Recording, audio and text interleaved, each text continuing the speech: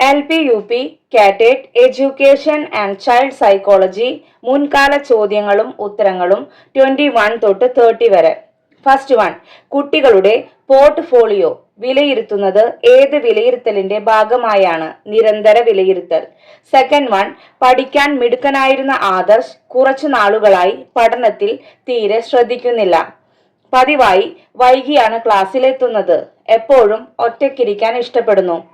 ആദർശിന്റെ ഈ സ്വഭാവ വ്യതിയാനത്തെക്കുറിച്ച് പഠിക്കാൻ ഏറ്റവും അനുയോജ്യമായ രീതി ഏത്? Case study.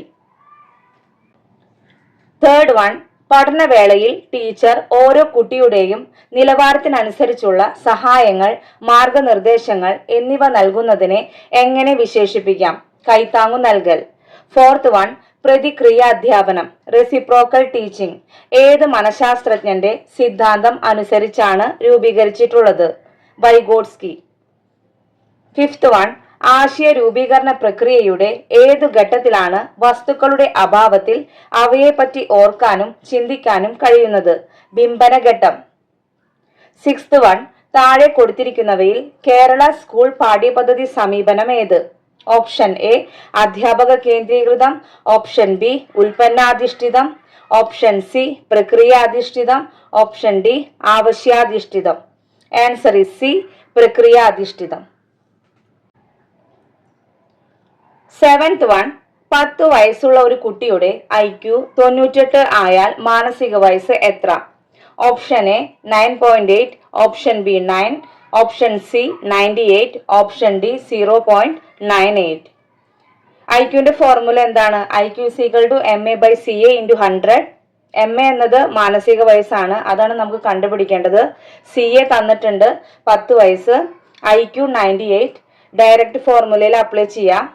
അപ്പൊ നമുക്ക് MA = 9.8 എന്ന് ആൻസർ കിട്ടും. Option A 9.8. എയ്ത്ത് വൺ, സങ്കലിത വിദ്യാഭ്യാസം, ഇൻക്ലൂസീവ് എഡ്യൂക്കേഷൻ ഭിന്നശേഷിക്കാരായ കുട്ടികൾക്കും മറ്റു കുട്ടികളെ പോലെ തുല്യ അവസരങ്ങൾ ലഭിക്കുക എന്ന ലക്ഷ്യത്തോടെ ആസൂത്രണം ചെയ്തിട്ടുള്ളതാണ്. സങ്കലിത വിദ്യാഭ്യാസം ഏത് സ്കൂളിലാണ് നടപ്പാക്കുന്നത്? പൊതുവിദ്യാലയങ്ങൾ. നയൻത് വൺ, ജില്ലാ ശാസ്ത്രമേളയിൽ 1ാം സ്ഥാനം നേടുക എന്ന ലക്ഷ്യത്തോടെ മനു സയൻസ് വർക്കിംഗ് മോഡൽ നിർമ്മിക്കുകയാണ്. മനുവിന്റെ ഈ സ്വഭാവം എന്തിനെ സൂചിപ്പിക്കുന്നു? ബാഹ്യ അഭിപ്രേരണ. 10th വൺ, സ്വാംശീകരണവും സംസ്ഥാപനവും മനഃശാസ്ത്രത്തിലെ ഏത് ആശയവുമായി ബന്ധപ്പെടുന്ന പ്രക്രിയകളാണ്? സ്കീമ. അപ്പോൾ ഇന്നത്തെ ഇമ്പോർട്ടൻറ്റ് പോയിന്റ്സ്: ഫസ്റ്റ് വൺ, പ്രതിക്രിയാധ്യാപനം, reciprocal teaching, Vygotsky. Second one, Kerala school പാഠ്യപദ്ധതി സമീപനം, പ്രക്രിയാധിഷ്ഠിതം. തേർഡ് വൺ, സ്വാംശീകരണവും സംസ്ഥാപനവും ഏതുമായി ബന്ധപ്പെട്ടിരിക്കുന്നു? സ്കീമയുമായി ബന്ധപ്പെട്ടിരിക്കുന്നു.